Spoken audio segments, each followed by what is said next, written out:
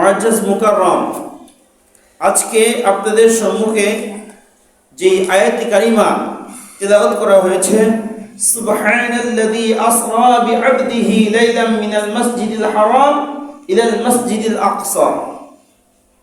আল্লাহ সুবহানাহু ওয়া তাআলা তিনার আজিমুশ শান পয়গম্বর নবী মুহাম্মদুর রাসূলুল্লাহ সাল্লাল্লাহু আলাইহি ওয়াসাল্লামকে যে মেরাজে নিয়েছিলেন, ঊর্ধ্বলোকে ভ্রমণ করেছেন এবং আল্লাহ সুবহানাহু ওয়া তাআলার সমস্ত রাজ্য সাম্রাজ্য আমার আপনার জন্য আল্লাহ তাআলা কি ব্যবস্থা করেছেন সেই বিষয় আদিগুলো, জান্নাত জাহান্নাম বেহেশত দোজখ, এগুলো আল্লাহ তাআলার পয়গম্বর স্বচক্ষে দেখেছেন।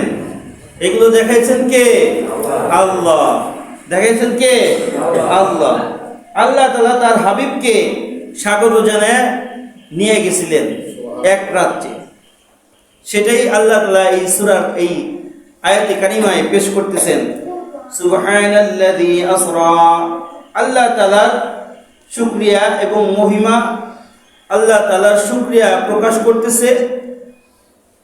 আল্লাহ তাআলা রাতের কিছু সময়, কিছু একটা অংশে আল্লাহ তাআলা তার পয়গম্বর হাবিবকে ওইখান থেকে মসজিদে হারাম থেকে মসজিদে আকসায় নিয়ে যায়। মসজিদে আকসা থেকে আবার আল্লাহ তাআলা তার হাবিবকে সরাসরি আসমানে নিয়ে যায়। সুবহানাল্লাহ বলবেন না? সেই বিষয় নিয়ে আজকে আপনাদের মাধ্যমে আলোচনা করব ইনশাআল্লাহ। ইনশাআল্লাহ। তাহলে আল্লাহ রাসূল সাল্লাল্লাহু আলাইহি ওয়াসাল্লাম যে মেরাজে গিয়েছিলেন, মেরাজে যাওয়ার কি কারণ আর কেনই বা আল্লাহ তাআলা তার পয়গম্বরকে নিলেন? একটা উদ্দেশ্য আছে না? প্রত্যেকটা কাজের একটা উদ্দেশ্য থাকে। আর এটার প্রেক্ষাপট কি? যে কোনো একটা ঘটনা ঘটে, সেই ঘটনার পক্ষেই আয়াতে কারিমা নাজিল হয়, প্রেক্ষাপটে নাজিল হয়। তাহলে এটার আল্লাহ রাসূল সাল্লাল্লাহু আলাইহি ওয়াসাল্লামকে যে নিলেন, এটার ঘটনা কি? এই ব্যাপারে আম্মা জান আয়েশা সিদ্দিকা রাদিয়াল্লাহু তাআলা হইতে বর্ণিত হাদিস, সহিহ বুখারী শরীফের 3231 নম্বর হাদিসে আল্লাহর পয়গম্বরকে আম্মা জান আয়েশা সিদ্দিকা রাদিয়াল্লাহু তাআলা আনহা জিজ্ঞাসা করতেছেন, বলতেছেন, হাল আতা আলাইকা ইয়াউমিন উহুদ ক্বালা লাকাদ লাকীতু মিন কওমিকা মা লাকীতু ওয়া কানা আশাদ্দা মা লাকীতু মিনহুম ইয়াউমাল আকাবা। আল্লাহ রাসূলকে বলতেছেন, আম্মা জান আয়েশা, ওগো রাসূল, ওগো হাবিব, আপনি উহুদের ময়দানে যে কষ্ট পেয়েছেন সেটাই বুঝি আপনার জন্য বড় কষ্ট ছিল? যে উহুদের ময়দানে আপনার দান মুবারক পর্যন্ত শাহাদাত বরণ করেছে, শাহাদাতের স্বাদ আস্বাদন করেছে, সেই উহুদের ময়দানের কষ্টটাই কি বড়? আল্লাহর পয়গম্বর বলতেছেন, ক্বালা লাকাদ লাকীতু মিন কওমিকা মা লাকীতু ওয়া মা কানা আশাদ্দা মা লাকীতু মিনহুম ইয়াওমাল আকাবা। যে না, উহুদের ময়দানের কষ্টের চাইতেও বেশি কষ্ট পেয়েছি আমি তোমার এলাকা থেকে, তোমার গোত্র, তোমার কওম থেকে, তোমাদের জাতি থেকে বেশি কষ্ট পেয়েছি। সেই দিনটি হলো আকাবার দিন, তথা তায়েফের ময়দানে আমি যে কষ্টটা পেয়েছি, উহুদের ময়দানের কষ্ট আমার কাছে কিছু না। উহুদের ময়দানের কষ্ট তার চেয়ে সামান্যতম, কারণ আমি সবচেয়ে বেশি কষ্ট পেয়েছি তায়েফের ময়দানে। ইদ উরিদতু নাফসি আলা ইবনি আবদি ইয়া লিল ইবনি আবদি কুলালিন। আব্দে কুলাল নামক একজন ব্যক্তি, তার কাছে আল্লাহর রাসূল সাল্লাল্লাহু আলাইহি ওয়াসাল্লাম দিনের দাওয়াত নিয়ে তার কাছে পৌঁছে গেছেন। দিনের দাওয়াত দেওয়ার জন্য কুলালের নিকট আল্লাহর রাসূল সাল্লাল্লাহু আলাইহি ওয়াসাল্লাম গিয়েছেন। সে তো কুলাল সেই দিনের দাওয়াত তো কবুল করা দূরের কথা, বরং আলোচনা পাতের মাধ্যমে ছোট্ট ছোট্ট বাচ্চাকে এমন সিস্টেম করেছে, লেলিয়ে দিয়েছেন। সেই বাচ্চাগুলো রাসূল করিম সাল্লাল্লাহু আলাইহি ওয়াসাল্লামের দেহ মোবারকে পাথর নিক্ষেপ করেছে, রক্তাক্ত করেছে। সেই দিনের কষ্টটা উহুদের দান্দান মোবারক শহীদ হওয়ার চেয়েও বেশি কষ্ট ওই তায়েফের ময়দানের। ফালাম ইউজিবনি ইলা মা আরাদতু ফানতালাকতু ওয়া আনা মাহমুন, যে আমি তাকে দাওয়াত দিলাম, সে দাওয়াত গ্রহণ না করে এমন কাজ করলো, প্রতি উত্তর দিল না, যার কারণে আমাকে তায়েফবাসী পাথর মারলো, পাথর নিক্ষেপ করলো, আমি রক্তাক্ত হইলাম। এরপরেও যখন আল্লাহর পয়গম্বর এই অবস্থায় পতিত হলেন, পাশে একটা আঙ্গুরের বাগানে গিয়ে আল্লাহ রাসূল সাল্লাল্লাহু আলাইহি ওয়াসাল্লাম বলতেছেন যে ওগো আল্লাহ, তুমি আমাকে এমন কি পরিস্থিতিতে ফেলাইলা যে আমার কাছে এটা একদম কি মনে হইতেছে, বিরক্তকর মনে হইতেছে। আল্লাহ রাসূল সাল্লাল্লাহু আলাইহি ওয়াসাল্লাম এরকম চিন্তায় গম্ভীর এবং কি আসমানের দিকে তাকাইলেন। তাকায় দেখলেন যে আওয়াল্লাতানি, যে আমার মাথার উপরে একটা মেঘের এক খণ্ড টুকরো ছায়া হয়ে আল্লাহ নবী সাল্লাল্লাহু আলাইহি ওয়াসাল্লামকে ছায়া দিচ্ছেন। এবং কি শুধু তাই নয়, আল্লাহ রাসূল সাল্লাল্লাহু আলাইহি ওয়াসাল্লাম যখন মেঘের মাঝে সুন্দর করে তাকাইলেন, তাকানোর পরে দেখলেন যে সেখানে জিবরিল আমিন ওইখানে বসে আছে। জিবরিল আমিন পয়গম্বরকে বলতেছেন, ওগো হাবিব, হাবিবে কিবরিয়া, আপনি তায়েফের ময়দানে ওদের সাথে কত সুন্দর আচরণ করলেন, কত সুন্দর কথা বললেন, দাওয়াত দিলেন। তো ওরা দাওয়াত কবুল করে নাই। ওরা দাওয়াত না কবুল করে আপনার উপর পাথর নিক্ষেপ করেছে, আপনার উপর জুলুম করেছে, রক্ত ঝরাইছে।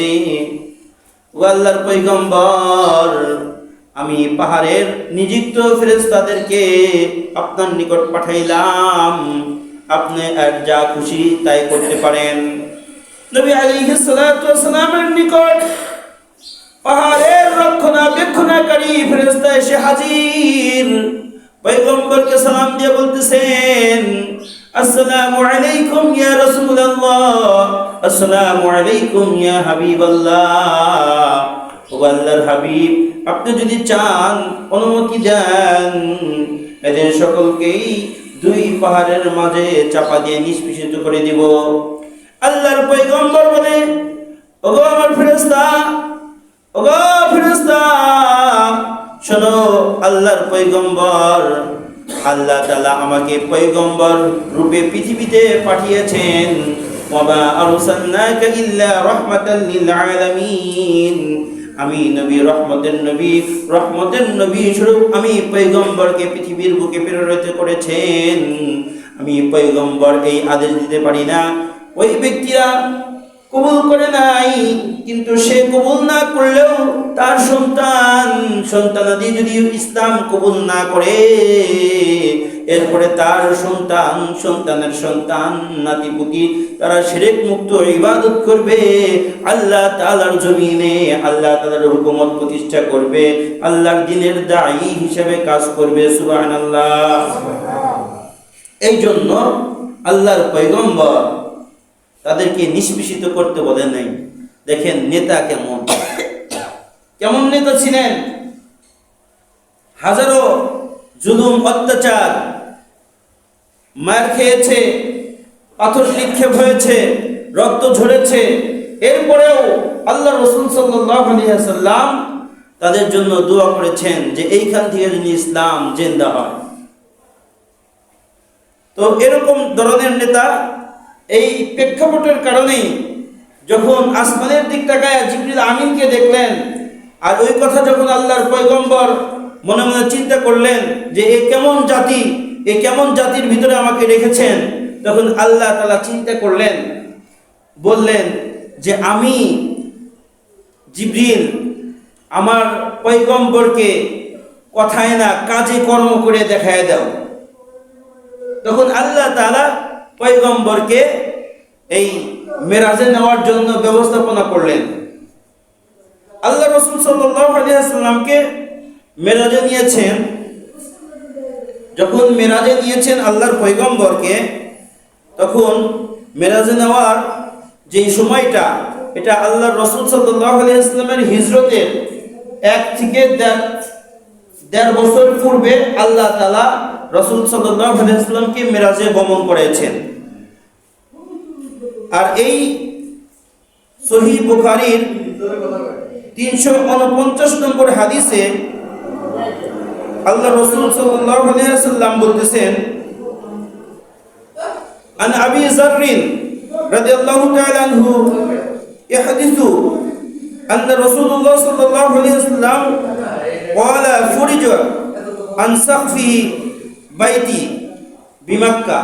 আল্লাহ রাসূল সাল্লাল্লাহু আলাইহি ওয়াসাল্লাম বলতেছেন, আবু যর গিফারি হাদিস বর্ণনা করতেছেন যে নবী আলাইহিস সালাতু ওয়াসাল্লাম বলতেছেন যে আমি রাত্রিতে মক্কা মুকাররমার পাশেই আমার গৃহে শয়নরত অবস্থায় যখন উপর দিকে তাকাইছি, চালের দিকে বা ছাদের দিকে যখন তাকাইছি, তাকানোর পরে দেখতেছি যে আমার ঘরের যে ছাদ, এই ছাদ আর আমার মাথার উপরে নাই। সুবহানাল্লাহ বলবেন না? আমার মাথার উপর ছাদ নাই। আল্লাহ রাসূল চিন্তা করতেছে যে ব্যাপার কি, আমার মাথার উপরে তো ছাদ থাকার কথা, সেই ছাদ গেল কই? নাজালা জিবরিল, এবং কি জিবরিল আলাইহিস সালাতু ওয়াসসালাম ওই সময় ওই ছাদবিহীন ঘরে জিবরিল আলাইহিস সালাতু ওয়াসসালাম নামলেন। এখানে ছাদ না থাকার কারণ কি? মুফাসসির এবং মুহাদ্দিসিনে ইকরাম বর্ণনা করেছেন যে এখানে ছাদ সরানোর উদ্দেশ্যই যে আল্লাহ রাসূল সাল্লাল্লাহু আলাইহি ওয়াসাল্লামকে যে এক জায়গায় ভ্রমণ করাবেন তথা আল্লাহ তাআলা যে মেরাজে নেবেন, এটার একটা প্রত্যক্ষ প্রমাণ আল্লাহ রাসূল সাল্লাল্লাহু আলাইহি ওয়াসাল্লামকে দেখাইছেন। এটা উদ্দেশ্য নিয়েছেন মুহাদ্দিসিনে ইকরাম। এরপরে আল্লাহ রাসূল সাল্লাল্লাহু আলাইহি ওয়াসাল্লাম বলতেছেন, ফানাজালা জিবরিল ফাখরাজা সাদরি, এবং জিবরিল আমি নবী মুহাম্মদুর রাসূলুল্লাহ সাল্লাল্লাহু আলাইহি ওয়াসাল্লামকে নিয়ে কাবা চত্বরে, কাবার উপরে, কাবা শরীফের ছাদের উপর শোয়া দিলেন। শোয়ানোর পর আল্লাহ রাসূল সাল্লাল্লাহু আলাইহি ওয়াসাল্লামের সিনা মোবারক একদম বুক থেকে নিয়ে নাভি পর্যন্ত ফেরে ফেললেন।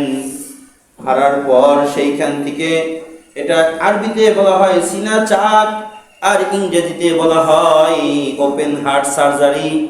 এই যে বড় বড় চিকিৎসা বিজ্ঞান, ইবনে সিনা, হিপোক্রেটিস, আরো যারা রয়েছেন, এই সমস্ত চিকিৎসা বিজ্ঞানের গবেষণায় হার্ট ওপেন সার্জারি, নবী আলাইহিস সালাতু ওয়াস সালামের সিনা চাক করা এইখান থেকেই এসেছে। এই যে এখন যে ওপেন হার্ট সার্জারি করে, এটা পেল কোথায়? ওই যে জিবরিল আমিন আল্লাহর পয়গম্বরকে হাড়ে যে সার্জারি, ওপেন হার্ট সার্জারি করেছেন তথা সিনা চাক করেছেন, সেইখান থেকেই আজ চিকিৎসা বিজ্ঞান ওপেন হার্ট সার্জারি এটা পেয়েছে। সুবহানাল্লাহ বলবেন না? এরপর নবী আলাইহিস সালাতু ওয়াস সালাম এর সামনে একটা মতি ঘোষিত স্বর্ণের পেয়ালা জিবরিল আমিন আনলেন। তার মধ্যে পানি ছিল জমজমের পানি দ্বারা আল্লাহর পয়গম্বরের সিনাকে সুন্দর করে পরিষ্কার করলেন। আর পরিষ্কার করে আল্লাহ তাআলা তার ভিতরে হিকমত এবং প্রজ্ঞা, এইগুলো জ্ঞান আল্লাহর পয়গম্বরের সিনার ভিতরে প্রবেশ করাইলেন।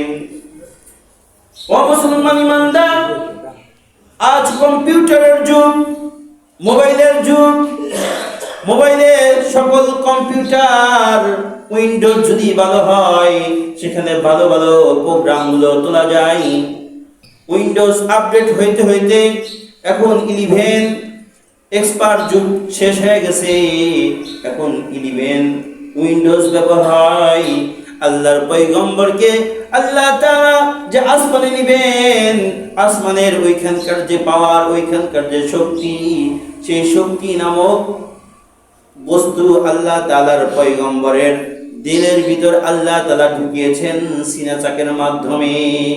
এটাও কি একটা উইন্ডোজ, যে উইন্ডোজটা ইমানি শক্তি ছিল, যে উইন্ডোজটা হিকমতের জ্ঞান দ্বারা পরিপূর্ণ ছিল, আল্লাহ তাআলা সেই উইন্ডোজটা আল্লাহর পয়গম্বরের ভিতর দিয়েছেন। আর আল্লাহ রাসূল সাল্লাল্লাহু আলাইহি ওয়াসাল্লাম এর সিনা চাক একবার হয় নাই, দুইবার হয় নাই, চারবার আল্লাহ রাসূলের সিনা চাক করা হয়েছে।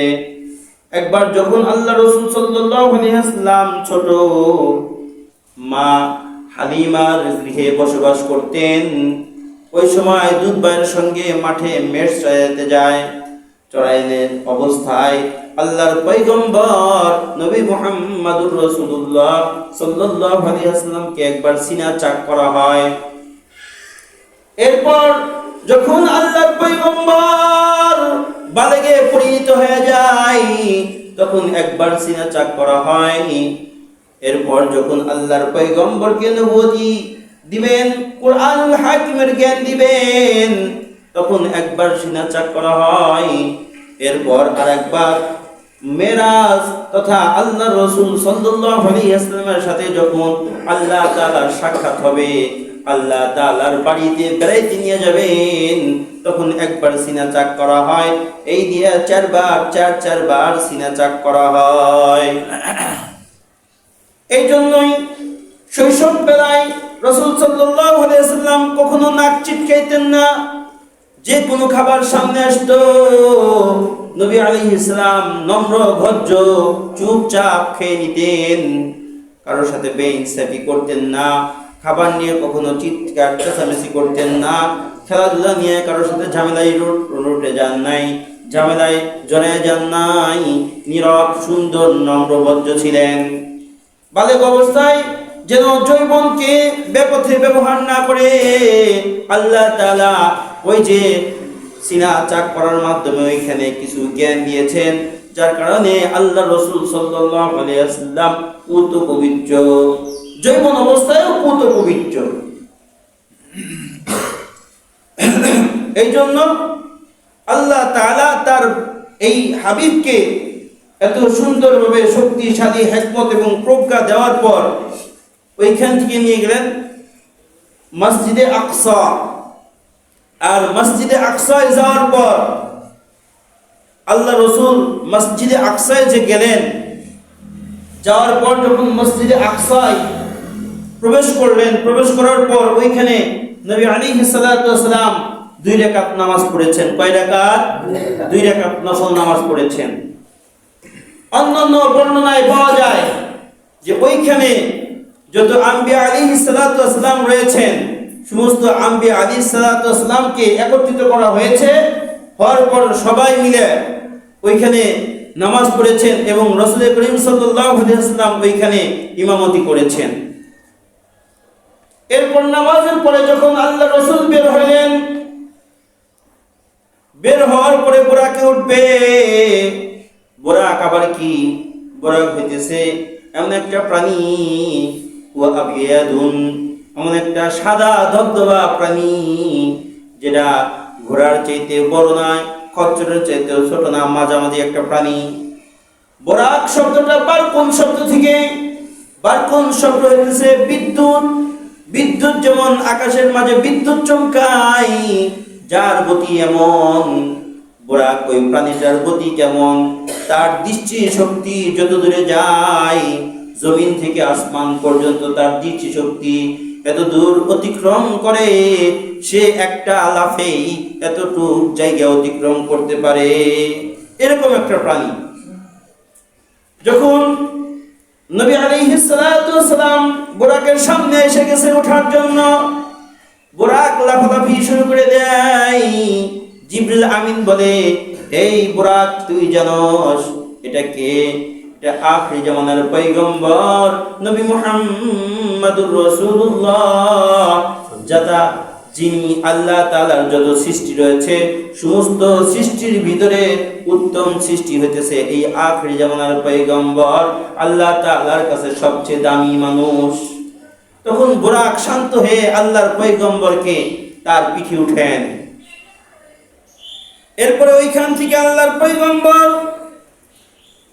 কে নিয়ে চলে যায়, প্রথম আসমানে চলে যায় জিবরিল আমিন সহ। প্রত্যেকটা আসমান ধাপে ধাপে পার হয়। প্রথম আসমানে যাওয়ার পর আল্লাহর পয়গম্বর সহ জিবরিল আমিন যখন আসমানে যায়, যাওয়ার পরে জিবরিল আমিন বলতেছে ফাস্তাফতাহ জিবরিল যখন আসমানে যায় কড়া নাড়ে, প্রথম আসমানের দরজায় যখন কড়া নাড়ে, কিলা মান হাদা, আসমানের প্রথম দরজার দারোয়ানের নাম হলো ইসমাইল নামক সেই দারোয়ান বলতেছে কিলা মান হাদা, কে? জিবরিল বলে আনা জিবরিল, আমি জিবরিল। ওমান মাআকা, তোমার সাথে কে? জিবরিল আমিন বলে আমার সাথে ওয়া মুহাম্মাদুন সাল্লাল্লাহু আলাইহি ওয়াসাল্লাম, আমার সাথে যে তিনি হলেন মুহাম্মদ সাল্লাল্লাহু আলাইহি ওয়াসাল্লাম।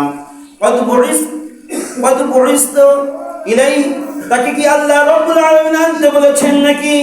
হ্যাঁ, বুইসতু ইলাই, আমি জিবরিলকে আল্লাহ তাআলা বলেছেন নবী মুহাম্মদুর রাসূলুল্লাহ সাল্লাল্লাহু আলাইহি ওয়াসাল্লামকে আনতে। ফুতিহাত লানা, আর তার জন্য যখন আসমানের দরজা খুলে দেওয়া হয়, খুলে দিতে দেরি আর আল্লাহর পয়গম্বর প্রবেশ করতে দেরি হয় না। প্রথম আসমানে যাওয়ার পর আল্লাহ তাআলার পয়গম্বর ফাইদা আনা বি আদম পয়গম্বর বাবা আদম আলাইহিস সালাতু ওয়াস সালামের সঙ্গে সাক্ষাৎ হয়ে যায়। আদম আলাইহিস সালাতু ওয়াস সালাম ওয়াদাআনি, আদম পয়গম্বর আমার জন্য দোয়া করে বিল খাইর, কল্যাণের দোয়া আল্লাহর পয়গম্বর আদম আলাইহিস সালাতু ওয়াস সালাম করেন। আদম আলাইহিস সালাতু ওয়াস সালাম আল্লাহর পয়গম্বরের জন্য দোয়া করেন। কিসের দোয়া? কল্যাণের জন্য, ভালাইয়ের জন্য দোয়া করতে থাকেন। এরপরে আদম পয়গম্বরের সাথে যখন সাক্ষাৎ হয়, দেখেন আদম আলাইহিস সালাতু ওয়াস সালাম একটা চেয়ারে বসারত অবস্থায় একবার ডান দিকে তাকায় আর একবার বাম দিকে তাকায়। যখন ডাইনে তাকায় তখন আদম পয়গম্বর সুন্দর করে মুচকি হাসে, আর যখন শিমাল বাম দিকে তাকায় তখন আদম পয়গম্বরের চেহারাটা কুৎসিত হয়ে যায়। জিবরিল আমিনকে আল্লাহর পয়গম্বর বলে যে এই ডান দিকে যখন তাকায় তখন হাসে, আর বাম দিকে যখন তাকায় তখন মনটা খারাপ হয়ে যায়, এটার মাহিত্য কি? জিবরিল আমিন বলে ও আল্লাহর পয়গম্বর, যখন আদম আলাইহিস সালাতু ওয়াস সালাম ডান দিকে তাকায় তখন তার সন্তান যারা ডান দিকে তারা সকলে জান্নাতি, এটা দেখে আদম পয়গম্বর খুশিতে বাক হয়ে যায়। আর যখন বাম দিকে তাকানোর পরে দেখে তার সন্তানগুলো যারা বাম দিকে যারা তারা সকলেই জাহান্নামী। এজন্য আমরা ডান দিকের সন্তান হইতে চাই কিনা? চাই সকলে? আল্লাহ তাআলা কবুল করুক, আমিন। তাড়াতাড়ি শেষ করে দিব, সময় কম। দ্বিতীয় আসমানে যাও আল্লাহর পয়গম্বর ও জিবরিল যখন দাঁড়াইছে তখন কিলা মান হাদা, বলতেছে তুমি কে? বলতেছে আনা জিবরিল। ওমান মাআকা, এবং তোমার সাথে কে? বলতেছে আমার সাথে আল্লাহর পয়গম্বর নবী মুহাম্মদুর রাসূলুল্লাহ। কয় আল্লাহ কি আনতে বলছে? হ্যাঁ, তাহলে নিয়ে আসো। তখন আল্লাহ তাআলার ওই কথা শুনে দ্বিতীয় আসমানের দরজা খুলে দেওয়া হয়। তখন আসমানে যায় দ্বিতীয় আসমানে দেখা হয় দুইজন খালাতো ভাই, ঈসা আলাইহিস সালাতু ওয়াস সালাম, ঈসা ইবনে মারইয়াম আর জাকারিয়া। এই দুইজন পয়গম্বরের সাথে আল্লাহর রাসূলের সঙ্গে দেখা হয়। তারা আল্লাহর রাসূল সাল্লাল্লাহু আলাইহি ওয়াসাল্লামকে স্বাগত জানায়। নবীর কাহিনী শোনেন, গরিব ফুসকি পারেন না। তখন জানাইতেছে, আর তখন ওরকম হাসি খুশি ভাবে তারা মোলাকাত করে, কথাবার্তা বলে। এরপরে তৃতীয় আসমানে চলে যায়। তৃতীয় আসমানে যায় ইউসুফ আলাইহিস সালাতু ওয়াস সালামের সঙ্গে দেখা হয়। কি? ইউসুফ আলাইহিস সালাতু ওয়াস সালামের সঙ্গে দেখা হয়। ইউসুফ আলাইহিস সালাতু ওয়াস সালাম তাকে স্বাগত জানায় এবং আল্লাহ রাসূল সাল্লাল্লাহু আলাইহি ওয়াসাল্লাম বলতেছেন পৃথিবীর সব সৌন্দর্য মনে হয় ইউসুফ পয়গম্বরকে আল্লাহ তাআলা দিয়েছেন। যে এখন আমার যে নবী সে চাঁদের চেয়েও সুন্দর ছিল, তখন আল্লাহ তাআলার পয়গম্বরের গুণ গরিমার ক্ষেত্রে সাহাবা রাদিয়াল্লাহু তাআলা আজমাইন বলতেছেন যে আল্লাহ রাসূল তাদের চেয়েও সুন্দর ছিল, এমন সুন্দর যে সৌন্দর্য কেউ কোনোদিন চোখে দেখে নাই, এরকম সৌন্দর্যের অধিকারী ছিল। দ্বিতীয় আর কাউকে দেখে নেই আল্লাহ রাসূল এত সুন্দর ছিল, তার চেয়ে সুন্দর আর কেউ ছিল না।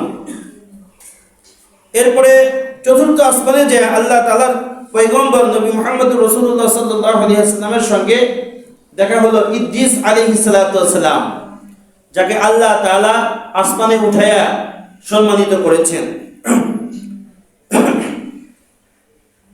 পঞ্চম আসমানে হারুন আলাইহিস সালাতু ওয়াস সালামের সঙ্গে আল্লাহ তাআলার পয়গম্বরের সঙ্গে সাক্ষাৎ হয়। ষষ্ঠ আসমানে মুসা আলাইহিস সালাতু ওয়াস সালামের সঙ্গে সাক্ষাৎ হয়, সেও বাহবা জানায়, স্বাগত জানায় এবং তার জন্য দোয়া করে। সপ্তম আসমানে ইব্রাহিম আলাইহিস সালাতু ওয়াস সালামের সঙ্গে দেখা হয়।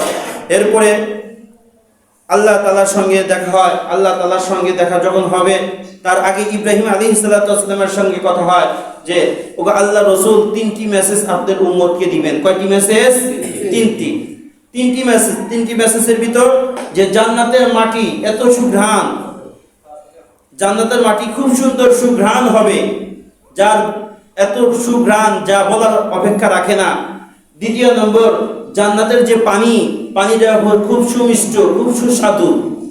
তৃতীয় নম্বর মেসেজ, জান্নাতে কিন্তু ঘর নাই, বাড়ি নাই। জান্নাতে কি ঘর বাড়ি নাই, জান্নাতে গাছপালাও নাই।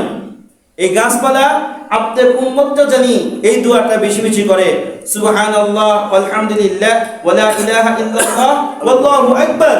এটা যখন বেশি বেশি তেলাওয়াত করবে, বেশি বেশি পাঠ করবে, আল্লাহ তাআলা এই দুয়ার বদলতে জান্নাতে তার জন্য এরকম ফাঁকা উদ্যানকে ভরপুর করে দিবেন বৃক্ষ, রাজি, নাজ, নিয়ামত দ্বারা।